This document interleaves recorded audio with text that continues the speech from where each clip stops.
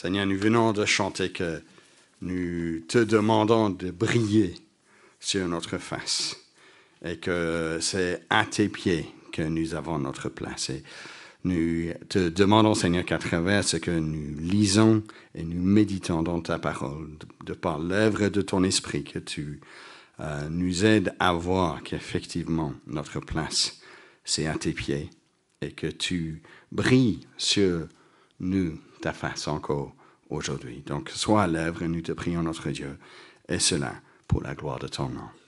Amen. Alors, j'aimerais commencer, si vous voulez bien, avec la bonne nouvelle. Pas de surprise qu'une église commence avec la bonne nouvelle, ce qu'on appelle l'évangile de Jésus-Christ, car l'église de Jésus-Christ annonce la bonne nouvelle concernant Jésus. La paix avec Dieu à travers Jésus. La grâce de Dieu envers nous en Jésus-Christ. Jésus est au centre de cette bonne nouvelle. Qui sont beaux les pieds de ceux qui annoncent de bonnes nouvelles, disait l'apôtre Paul en citant le prophète Ésaïe lorsqu'il parlait de la nouvelle que Jésus est Seigneur, qu'il est ressuscité, Dieu l'a ressuscité, et c'est en lui, en Jésus, que nous pouvons être justifiés, en bon ordre avec Dieu. Car ainsi nous sommes sauvés. Car c'est une annonce liée à une bonne nouvelle de salut que Dieu opère à travers Jésus-Christ. Et comme toute nouvelle qui est bonne, cela se partage. Quand on se réjouit de ce que cela donne. Les GBU appellent leur conférence héros parce qu'ils veulent annoncer cette nouvelle qui est bonne. Nous ne contentons pas de garder ce qui est bon pour nous. Nous pensons à ces deux annonces que Benjamin faisait dans la prière. Là, tantôt, il priait, mais ainsi, il annonçait aussi la naissance d'Eliana ce dernier temps, mais aussi le mariage hier de Bénédicte et de Wim. On partage de ces choses. J'ai envoyé des photos hier de ce mariage auquel j'ai assisté parce que c'était une bonne nouvelle. On se réjouit. Alors pourquoi cette action tout d'abord dans cette prédication et après ce texte sur la bonne nouvelle? Parce qu'ici, dans ce récit de Samuel, nous avons affaire à un épisode où il y a une bonne nouvelle qui n'en est pas une. Et c'est triste qu'il soit ainsi. Alors voyons cela un tout petit peu dans la partie du texte que nous n'avons pas lu. Verset 19 du chapitre 18, il y a Achimath, le fils de Zadok, qui dit à Joab, donc le bras fait, si on veut, du roi David, « Laisse-moi courir et apporter au roi la bonne nouvelle, que l'Éternel lui a rendu justice en le délivrant de ses ennemis. » Joab lui dit, « Tu ne serais pas un messager de bonne nouvelle aujourd'hui. Tu pourras l'être un autre jour, mais pas aujourd'hui, puisque le fils du roi est mort. » David lui-même, ensuite, il s'attend à une bonne nouvelle. Il anticipe une bonne nouvelle. La sentinelle lui annonce l'arrivée d'abord d'Achimath, qui avait insisté d'y aller et qui a trouvé moyen, lui, de courir plus vite que l'Éthiopien qui était envoyé avant lui par Joab.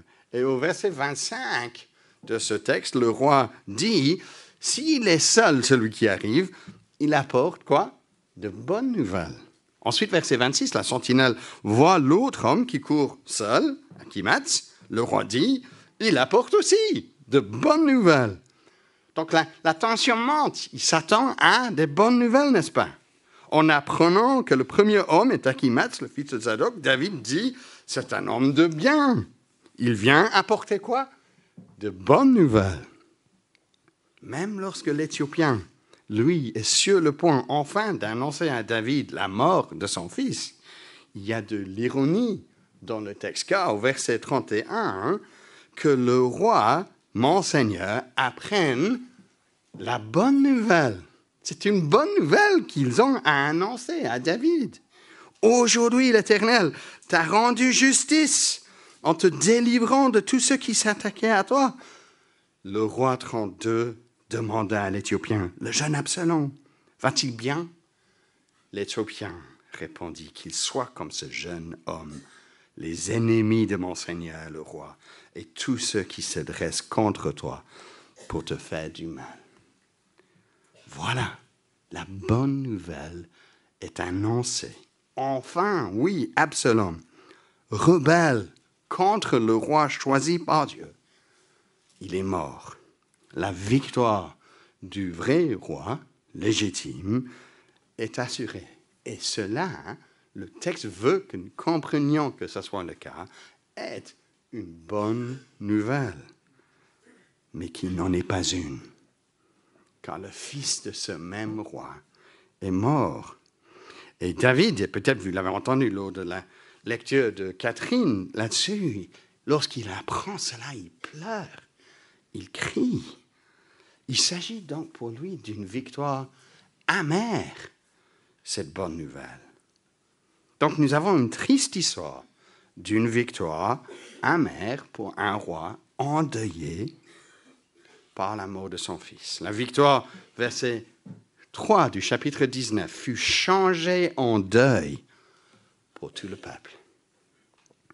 Alors que pouvons-nous retirer donc de cette histoire, si nous sommes empêchés, un peu comme c'était le cas pour les soldats lors de la victoire, de nous réjouir dans la victoire? C'est ça la question, je pense, lorsque nous abordons ce chapitre et demi ensemble. Car force est de constater que l'accent dans le récit, qui tourne autour de cette victoire militaire écrasante d'Absalom et ses hommes, ne tombe quasi pas du tout sur la bataille elle-même. On entend très peu sur la bataille. Dans les 3 versets seulement du chapitre 18, versets 6 à 8, la bataille elle-même est racontée. Non, l'intérêt de l'auteur, c'est plutôt dans certains détails autour de cette victoire qui retiennent notre attention. Pourquoi cela? Alors, voyons ensemble ce que je vous propose, ces 3 axes principaux ce matin. D'abord, le destin ou le sort de ceux qui ne s'humilient pas devant le roi. Le sort qui attend ceux qui ne s'humilient pas devant le roi. Ici, bien entendu, nous parlons d'Absalom, ce fils impressionnant de David. Rappelons-nous de ce que nous avons déjà vu dans les prédications précédentes à son sujet. Il est populaire. Il est réputé pour sa beauté. Il avait de longs cheveux impressionnants, d'après le chapitre 14, verset 26. Un beau garçon, si jamais il y en a eu un. Il a tenté sa chance de saisir le trône de son père David. Et juste avant ce chapitre 18, on aurait dit qu'il a bien réussi.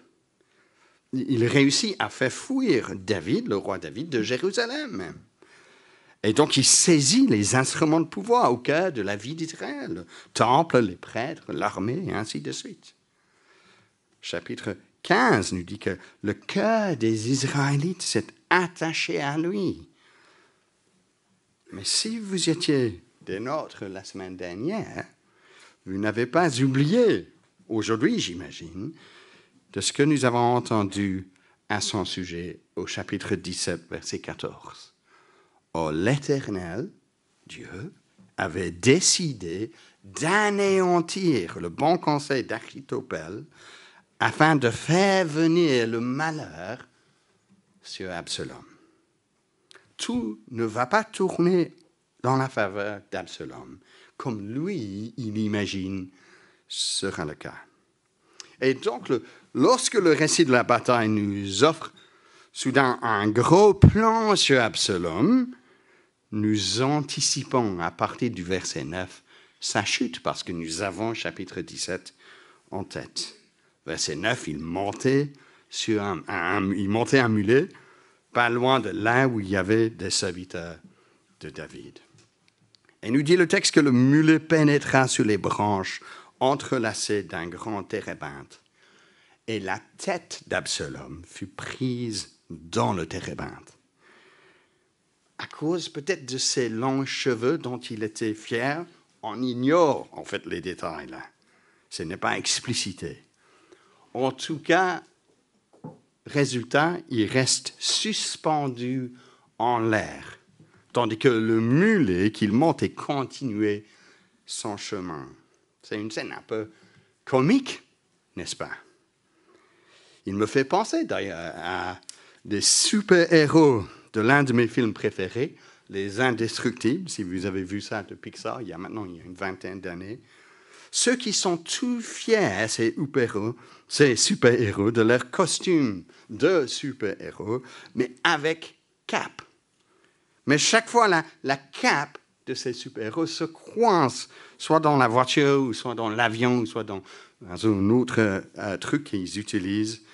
Et de par cela, ils connaissent une fin douloureuse. Combien pour finir, nous disons en regardant ce film, ils ont l'air ridicules, ces super-héros. C'est vrai, on rigole par rapport à cela. Et c'est exactement cela le ressenti que nous donne ce texte d'Absalom. Le grand champion, suspendu dans l'air, il ne peut rien faire. Le serviteur de David, qui n'était pas loin d'Absalom à ce moment-là, témoin de ce qui arrive à Absalom, il a le temps d'aller rapporter ce qui a eu lieu à Joab, et ensuite Joab, lui, a le temps d'aller voir Absalom, et Absalom, dans tout ce temps, n'a pu rien faire. Qu'est-ce qui se passe lorsque Joab arrive sur place? Avec 3 javelots, il les enfonce dans le cœur d'Absalom. Le coup de grâce, parce qu'il paraît qu'il n'était pas encore mort à ce moment-là, est administré par 10 hommes de l'entourage de Joab. Verset 17, ils prirent Absalom, le jetèrent dans une grande fosse au milieu de la forêt et mirent sur lui un énorme tas de pierres. Wow. Dans si peu de temps, chers amis, celui qui semblait être si puissant, semblait avoir le pouvoir en Israël, semblait avoir un long avenir devant lui en tant que roi d'Israël. Il est mort, abandonné dans une grande fosse pour tombe. Si à un moment donné tu appuies sur pause au milieu d'un film d'un vrai super-héros, vous allez savoir qu'il y a toujours un moment où l'ennemi semble avoir là-dessus. Il faut laisser jouer la totalité du film entier pour voir le sort de l'ennemi. Le sort d'Absalom n'est pas beau. C'est violent à la fin, n'est-ce pas? Ce qui était, lui, en apparence, si beau avant. Et il y a une couche, je pense, supplémentaire d'ironie que l'auteur souligne à la fin. Verset 18, il nous dit, du chapitre 18 toujours, de son vivant, Absalom s'était fait ériger un monument dans la vallée du roi. Il se disait en effet, je n'ai pas de fils pour perpétuer le souvenir de mon nom. Il voulait donc être grand, voulait qu'on se souvienne perpétuellement de lui comme étant quelqu'un de grand. Mais au lieu de se souvenir d'un grand roi se tenant sur une pierre dans son monument, on se souvient là maintenant plutôt de lui comme le rebelle ridicule qu'il était et de sa fin misérable enterrée dans une fosse en dessous d'un tas de pierres, pas au-dessus, tout fier de ce qu'il est. Alors, telle est la fin de ceux qui ne s'humilient pas devant le roi choisi par Dieu. La rébellion, tôt ou tard, termine par la défaite dans le récit biblique, dans le récit de notre histoire, dans lequel Dieu s'est inséré. Dieu se révèle, il nous a donné déjà le sort ultime de ceux qui se rebellent contre lui. Pendant un temps, bien sûr, de ne pas se soumettre à Jésus-Christ, le roi désigné par Dieu, Dieu lui-même venu en chair et en os. Cela, pendant un temps, allait tout à fait raisonnable. Jésus lui-même disait que la porte est large, le chemin spacieux qui mène à la perdition. Mais beaucoup entrent par là. Ça ne vous a jamais fait réfléchir ça? Pourquoi ils entrent par là? C'est nul, ça va vers la perdition. Pourquoi? Parce que ça a l'air d'être plus facile. Ça a l'air de marcher. Si vous voulez, ils arrêtent, eux, le film avant d'arriver au dénouement.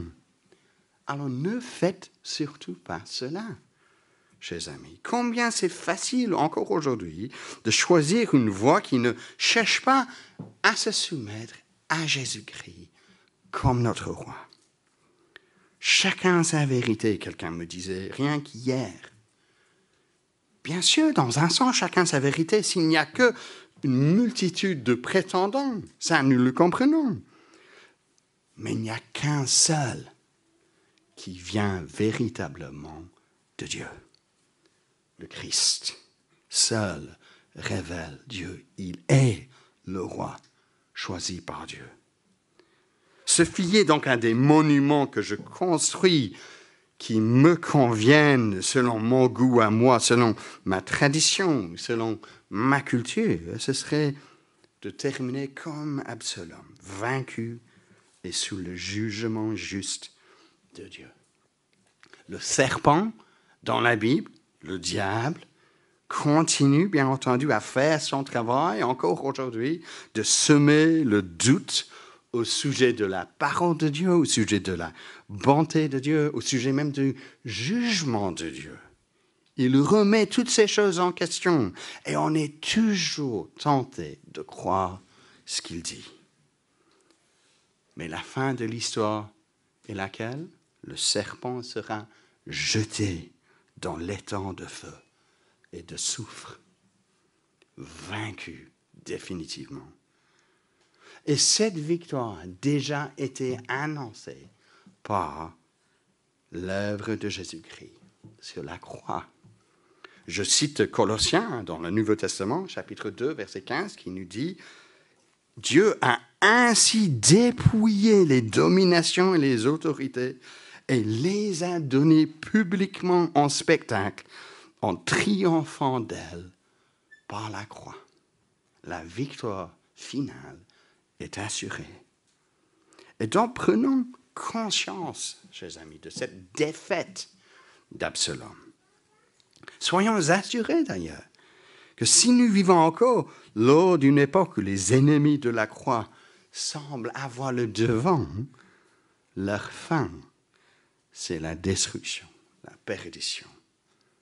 Rappelons-nous même de Judas, lui qui, après sa trahison de Jésus, était aussi pendu sur un arbre. Et puis ses restes ensuite sont tombés dans un endroit qu'ils appelaient le champ du sang. La victoire sur les ennemis de Dieu viendra. Et donc ne vous découragez pas, chers amis, si dans votre situation vous vous demandez « mais qu'est-ce que je fais ?» en train encore d'essayer de suivre Jésus-Christ. Proverbe chapitre 16, verset 5 nous dit quoi? « Tous ceux dont le cœur est orgueilleux font horreur à l'Éternel.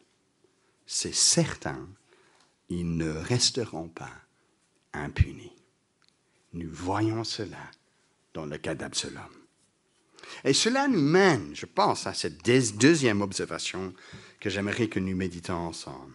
Car bien que la défaite d'Absalom soit prévue, prévisible, et d'une certaine manière donc réjouissante, il y a cet élément perturbant que nous ne pouvons pas totalement effacer dans ce récit. L'ambiguïté quand la justice manque.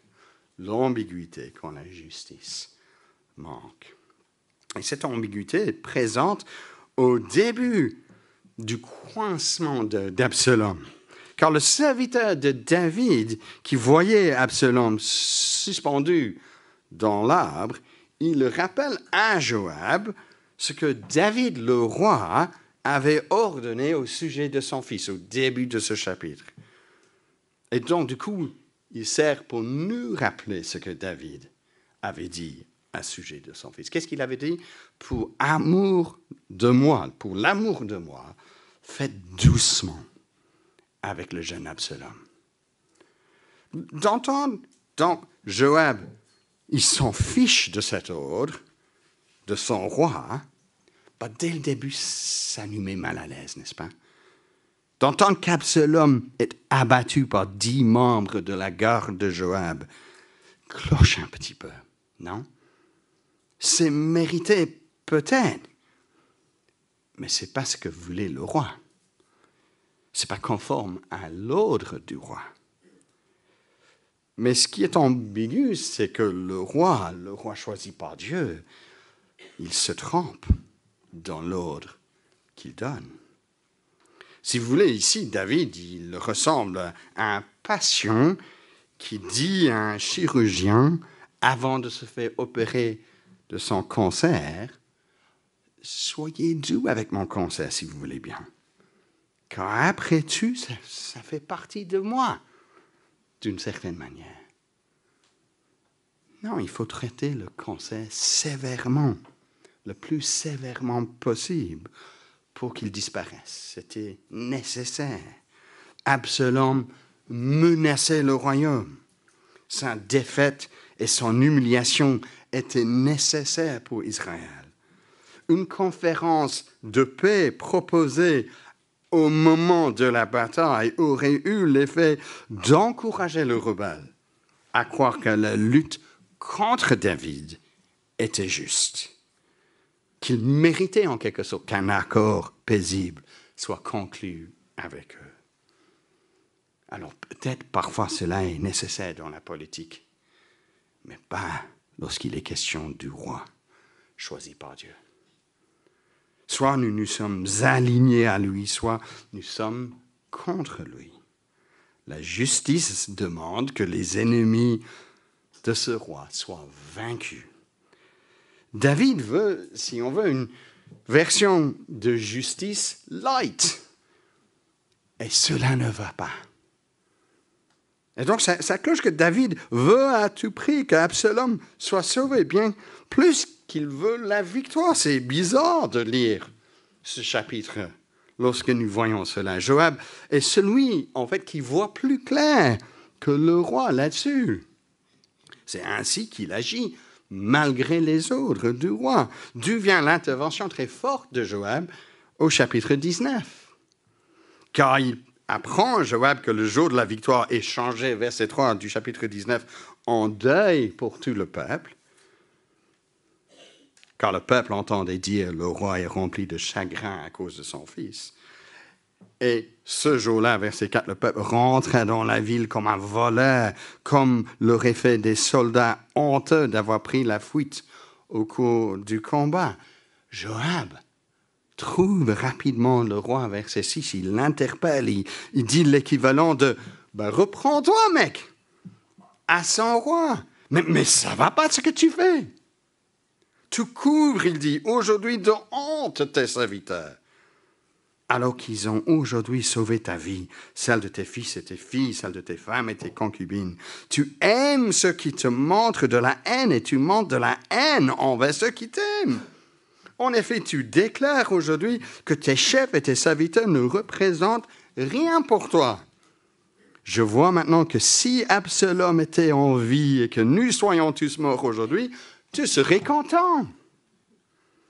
Ça pique, ce que Joab dit à David, n'est-ce pas? Mais il fallait piquer, car David s'en fiche de la justice dans cet instant, accablé par son propre deuil. Et Joab l'appelle à l'ordre. Sans doute, il exagère un peu dans ses propos, mais il fait exprès d'exagérer pour piquer. Comme parfois, lors d'une vive discussion qu'il peut y avoir entre hommes et femmes, ou entre deux amis proches, entre deux collègues, etc., cela nous arrive aussi d'exagérer pour faire de l'effet. Et ce n'est pas qu'il faut prendre ce qu'on dit dans de tels moments tout à fait à la lettre. Nous le comprenons bien. Et l'effet que cela produit marche dans cette histoire. Lève-toi, il lui dit au verset 8 à la fin. Sors et parle au cœur de tes serviteurs, sinon ils ne resteront pas avec lui. Alors, verset 9, le roi se leva. Le peuple enfin le voit. Et donc Joab sauve la situation. Et donc lorsque nous lisons cela, je pense que nos émotions sont un peu aussi dans tous les sens. Nous sommes méfiants envers Joab et son regard trop léger à propos de la volonté du roi. Mais nous sommes en même temps reconnaissants que voilà quelqu'un qui comprend le besoin de justice, qui a l'ambiguïté donc règne quand la justice manque. J'ai entendu cette semaine parler d'un homme qui, une fois que les médecins lui ont dit qu'il ne pouvait plus rien faire pour sa femme et qu'il devait donc éteindre la machine dans sa chambre d'hôpital, a refusé de le laisser faire car il était convaincu qu'elle pouvait encore l'entendre dans son lit. Et donc la seule façon d'y parvenir était de sortir une arme et ordonner au médecin de sortir de la chambre. Avant qu'une équipe SWAT n'arrive pour le confronter à l'hôpital, sa femme lui a effectivement répondu en lui serrant la main. Donc on a envie de dire « Oh, amen, tu as pu faire ce qui était nécessaire. » Mais on a aussi envie de dire « Ça ne va pas que tu sors une arme à l'hôpital. Okay?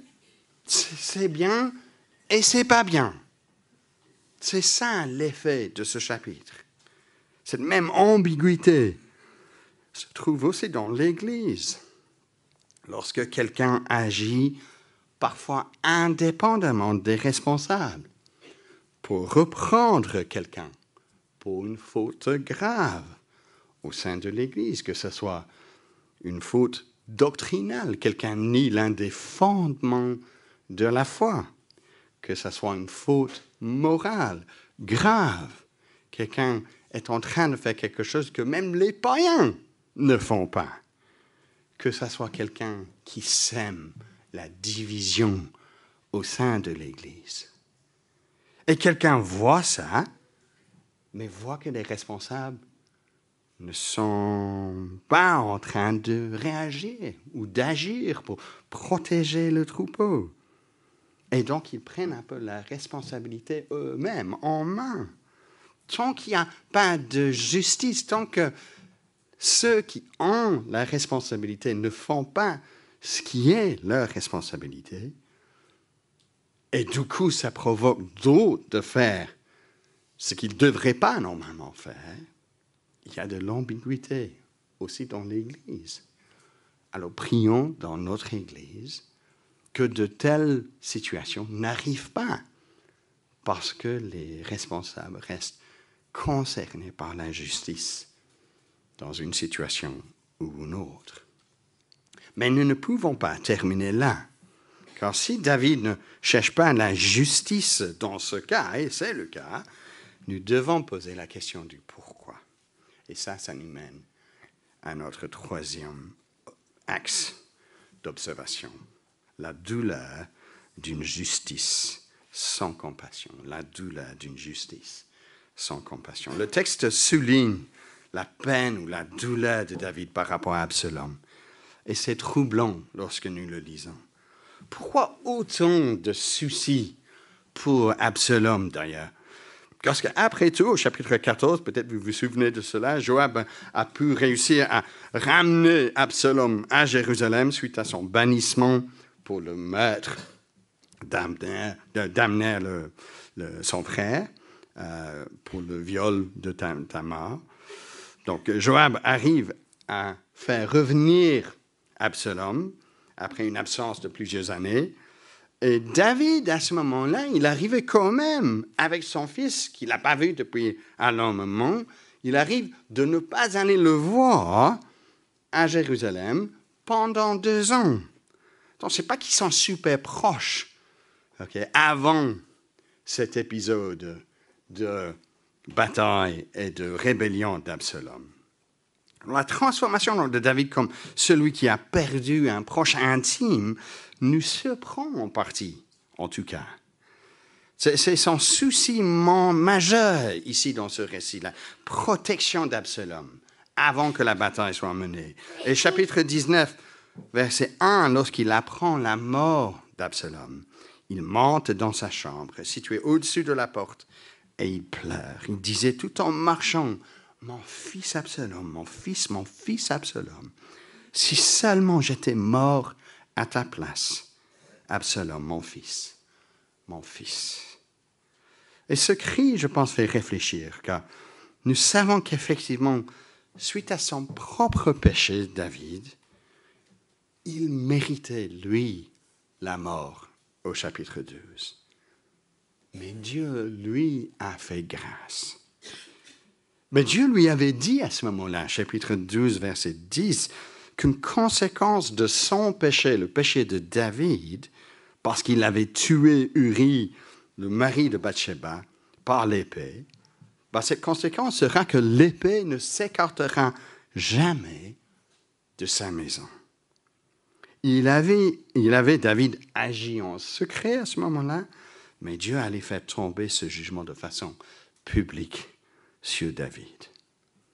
Et David n'a pas oublié cette prophétie.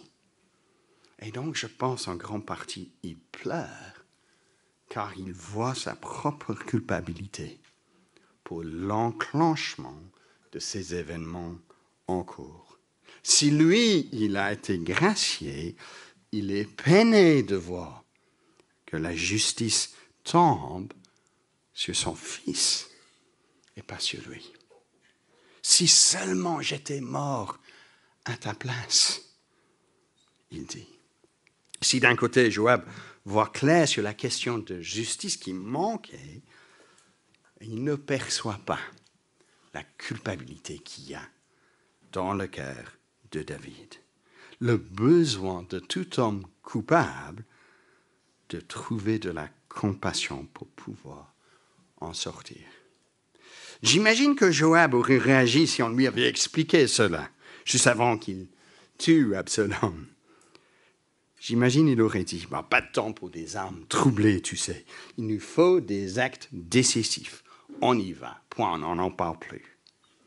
Mais David, en fait, lui, il voit plus loin le besoin de l'homme d'être pardonné. Tout en maintenant, en même temps, bien entendu, la justice de Dieu. Voilà pourquoi je pense qu'il aurait aimé pouvoir mourir à la place de son fils. La culpabilité est réelle pour David. La culpabilité est réelle pour tout homme pécheur. Et elle est lourde à porter lorsque nous sommes confrontés réellement à notre culpabilité. Vous savez, on essaye parfois à cacher notre culpabilité en essayant, un peu comme David, avec des gestes qui démontrent notre gentillesse, notre utilité pour les autres. Si nous sommes actifs, nous pouvons un peu repousser la question de la culpabilité, parce qu'au moins nous nous occupons à faire quelque chose de bien. Nous essayons ainsi de ne pas y penser à notre responsabilité. Moi-même, je me souviens d'avoir passé un moment, je sais que vous pouvez mal imaginer ceci, un moment un peu rebelle à l'école lorsque j'étais beaucoup plus jeune. Et mes parents assistaient à une réunion de parents avec les profs, auquel je savais que ça allait être un bilan super négatif par rapport à moi. Je n'étais pas à la réunion avec eux. Et lorsqu'ils sont rentrés de cette réunion à l'école, j'ai essayé de les empêcher de parler en leur disant tout ce que j'avais fait de bien à la maison pendant leur absence, que j'avais fait la vaisselle, le ménage, ma chambre, mes devoirs, etc., etc. Et je continuais à parler pour qu'eux ne puissent pas m'arrêter et me confronter avec ma culpabilité. Et à un moment donné, mon père me disait « Stop, Steve ». Et ensuite venait la mauvaise nouvelle que je ne devais pas entendre. Alors devant Dieu, toutes nos fautes seront révélées. Nous ne pouvons pas empêcher cela à long terme.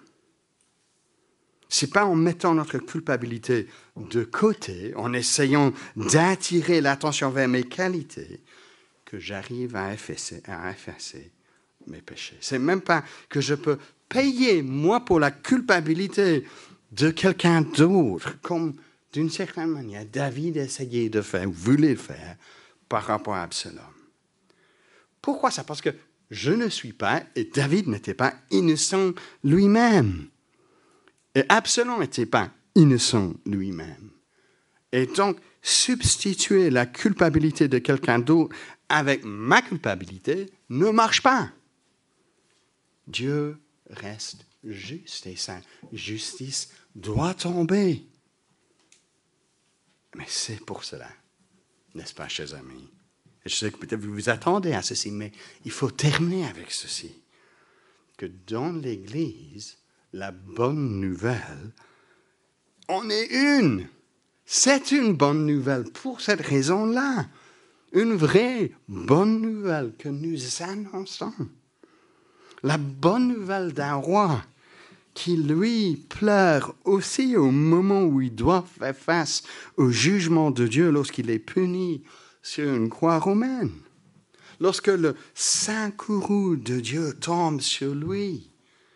Mais pas parce que lui, il est condamné pour ses péchés. Non. Comme dit le prophète Ésaïe, il s'est chargé de nos douleurs. Il a porté nos souffrances. La punition qui nous donne la paix est tombée sur lui.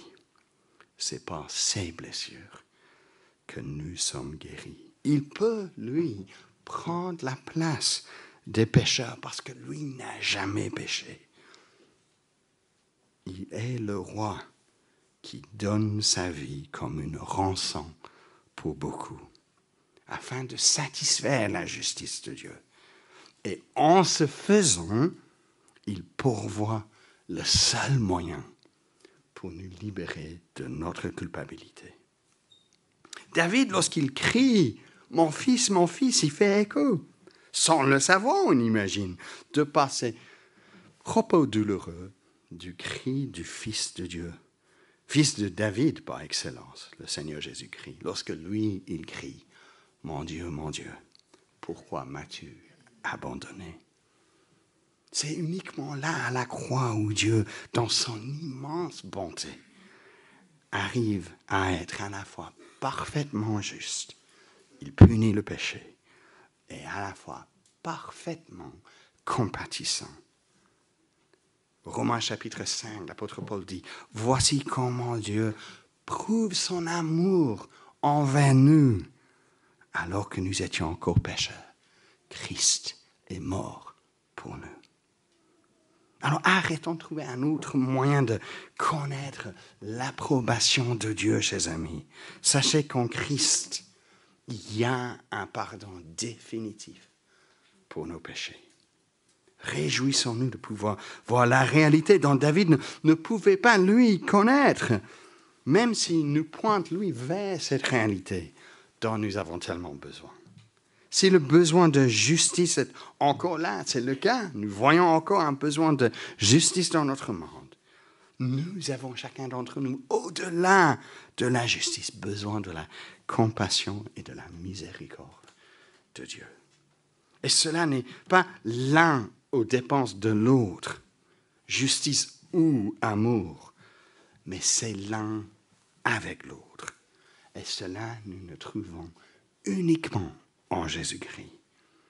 Donc réjouissons-nous de cette bonne nouvelle que nous annonçons, chers amis, que nous avons à proclamer encore parmi nous. Nous allons proclamer cette bonne nouvelle lorsque nous prenons ensemble les symboles de cette mort sur la croix à notre place. Nous allons chanter « Rédempteur adorable », je pense dans un instant. Et le premier strophe nous dit quoi? « Rédempteur adorable sur la croix attaché, traité comme un coupable, brisé, Jésus, pour mon péché. Ton angoisse suprême, ta douleur, ton tourment me disent, vois, je t'aime, j'ai pris ton châtiment. » Merci notre Dieu pour cette bonne nouvelle. Amen. Amen.